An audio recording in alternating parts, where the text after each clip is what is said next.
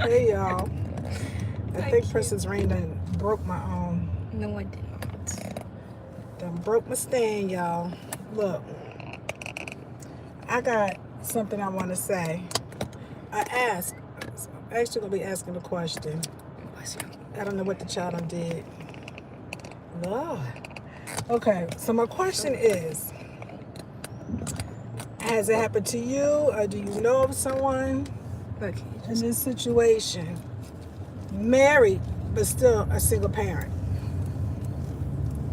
Married but still a single parent. I was married, y'all, to my first husband of 20 some years, 20 years. I was married to this man.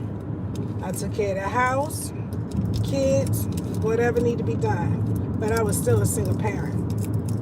At the time, I had two boys. My boys are the oldest. I would take them, get haircuts. I'd take them to football and basketball practice. Me. My husband at the time, he ain't had time to do that. Didn't have time to do that. But when it came down to income tax time for me to get to file my taxes and get a refund, he had his hand out. He wanted some of that money. For what? You ain't doing nothing with these boys.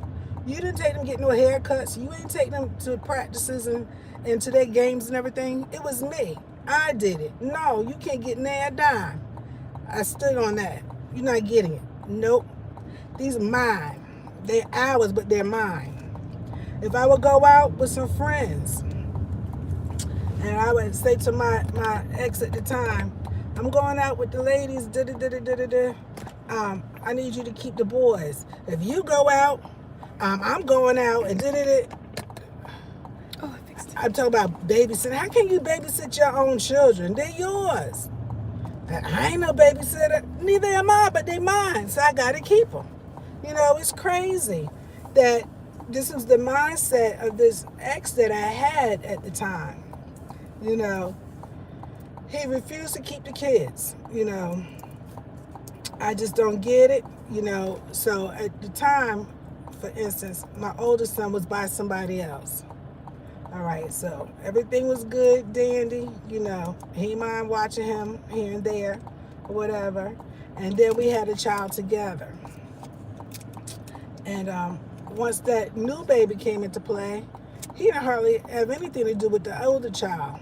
You know, as he started aging more, he didn't really have. Next thing you know, he had nothing to do with neither one of them. Really? But you call yourself a dad? Okay. You want to be the man? Okay. But you ain't never had time for us. Never had time for us. You were too busy in the street, ripping and running, all right? Or you at the lodge, okay? You didn't have time for us. You know, it says I was married 20 years, but I was still a single parent, you know. And then years later, I have a daughter, which some of y'all may know. You know, he would halfway watch her, you know, because now my boys are older and out the way, so they don't really need no watching, you know. So when it comes to my daughter, for instance, my mom moved down here from New York to down here to this area, and she actually moved closer to where we were living, and she had volunteered, oh, let me keep the baby or whatever, you know, here and there, whatever. I was like, okay. So, because she wanted to spend time with her. So I let my mom keep my daughter, you know, once or twice a week.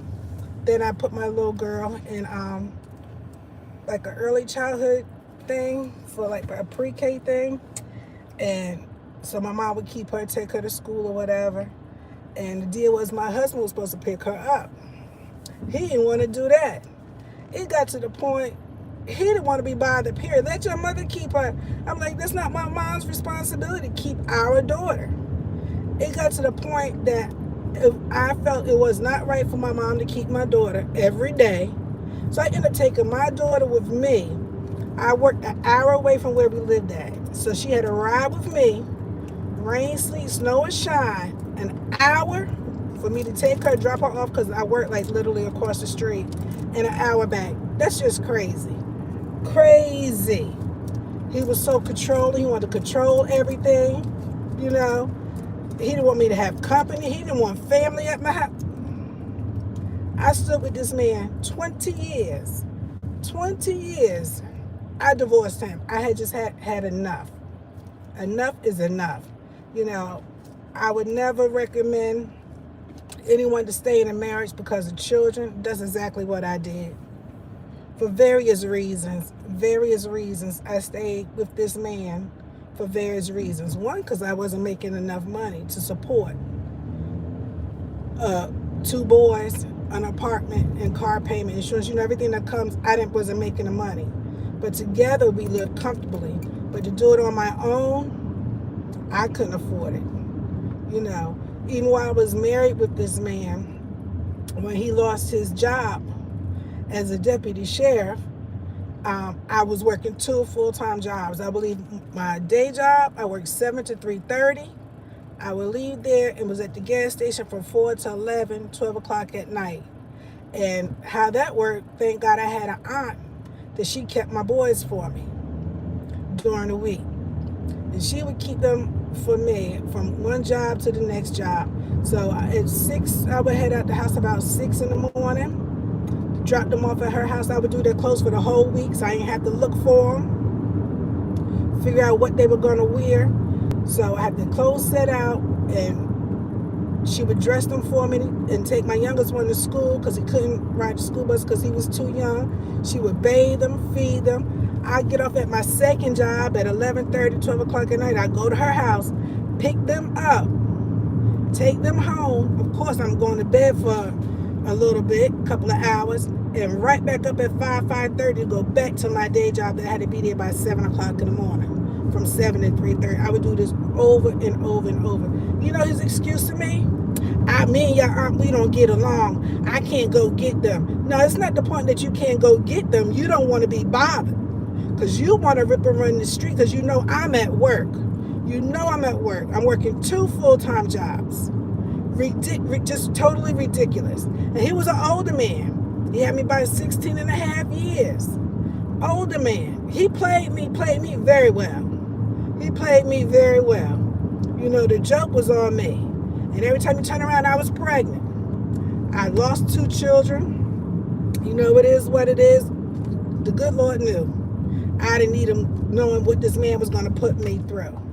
And I used to tell him he wasn't physically abusive, but he was mentally. He would play with your mind. You know, oh, your money you make, that ain't nothing but chump change for me.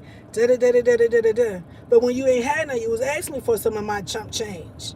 You know what I'm saying? He played mind games with me, is what he did, because I was very young and naive when I met this man and married him. I married him when I was, 21 and a half, 22, give or take, somewhere in there. I don't know. I don't even want to remember, because that was then. You know, just crazy how he treated me and the boys. And I used to tell him, I said, I tell you this, I don't wish the D word upon you, but I wish that you live long, grow old, and you suffer. And I'm sorry to say it, but I said it, and he did. He lived to grow older, and he suffered. You know, I won't say it was my doing by what I said, but the way you made us suffer, you need to suffer as well. You know, but he didn't put his hands on me. He just talked to me bad. You know, it made me feel like, you know, literally I was nothing. You know, that's how he treated me, and he dipped and did what he wanted to do. You know, he would get off his day job. If I wasn't working my part-time, he would get off his day job, run home, dress, change his clothes, and he'd be out in the street. He would come home just early enough in the morning to shower, change his clothes, and go to his job. So where you just laid your head at all night? What? Yeah, that's what he would do to me. And I'm stuck at home with the kids. Let me tell y'all something what he did to me one time. He had a car, I had a car. But he got this car for me, you know, so I have transportation for the kids or whatever. This joker, because he didn't want me to leave the house, he went underneath the hood and disconnected something. I don't know what he did, the battery or something. I have no idea, because I wasn't, you know, used to, you know what, hooking up stuff underneath a car. Anyway, I know better now. Well, anyway, he disconnected the car, so I couldn't go anywhere. And my thing is, what if one of the kids got sick? Because you're not answering your pager. Back then, you know, we had pagers, beepers back then. You know, we ain't had no cell phone. But I'm here, you know, not answering, I'm in a world of trouble. Come on, mister. You know, I'm at the call 911. I'm going to need an ambulance or something. Will you come on? You know, or something, because my child is sick or whatever. I don't know. Yes. So this is what I said to him. I said, I need a new car. I think I can afford me a new car. I said, go with me and pick out a new car with us. So picked out a new car. Got me a little Geo Metro. I don't know if y'all know about those. A little Geo Metro. And my car payment had to be like $180 something. I said, oh, I could do that. I could do that car payment. You know, because it's not expensive. I can do that. Man, got my little car. And car totally in my name. I told myself, let me tell you something. If you disconnect anything under this hood, you're gonna draw back a nub. And I meant that. I'm gonna take fingers off. I meant it. He ain't messed with nothing underneath that car. Underneath that hood of that car. I went and did what I wanted to do. I never went out there and looked for him though. But yep, that's the kind of man he was. That is the kind of man he was. Just like that, because he didn't want me to go nowhere. He didn't even want my family to come visit me. Talk about something, they don't know how to act. They don't know how to sit down and keep their feet. What in the world? I ain't had that kind of family and friends to come to the house that they don't know how to sit. What you think, that people gonna walk across the furniture? Yeah. Yep, so he would keep me isolated. And then as my boys got older, I started getting at the house, you know, and not fooling around or anything, but taking my boys out and doing what we want to do. It was about us. Still living in the house together, you know. He did his thing and I did mine. And mine basically was with my boys, you know. We would go, I would leave on a Friday sometimes if I wasn't working. And I would go stay down in the country with my other aunt. And stay there the whole weekend till Sunday. Just I wouldn't have to see him or be bothered with him. You know, my happy times when we were together was me going to work, so I wouldn't have to be bothered with him. You know, my kids was happy when they weren't around him. But it's sad, you know, that, you know, a parent is like that towards their children. You know, you asked me to marry you. I didn't ask to marry you. You asked to marry me. And asked my father, could you marry me? Could you have my hand in marriage? And this is how you're going to treat me and the children that we had together. You know, he was single, you know. And he did. You know what he also did to me, y'all? You know, we had wedding bands, you know. And I used to say, so-and-so, where your wedding ring at? Oh, I took it off. I put it up. It's in the car. Because I don't want to bend it up while I'm at work. I was like, oh, okay. You know, a couple days, a week or so go by. I said, so-and-so, where your ring at?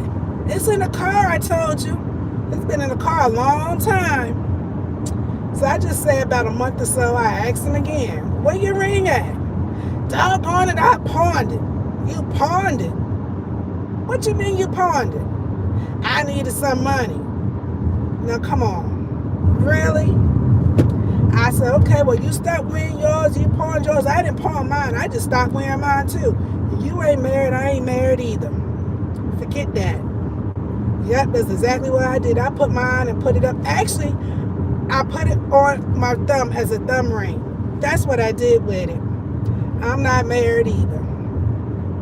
But I still didn't cheat on him or anything. I just, you know, that wasn't me. I couldn't do that. That I couldn't do. Yeah, that I never did.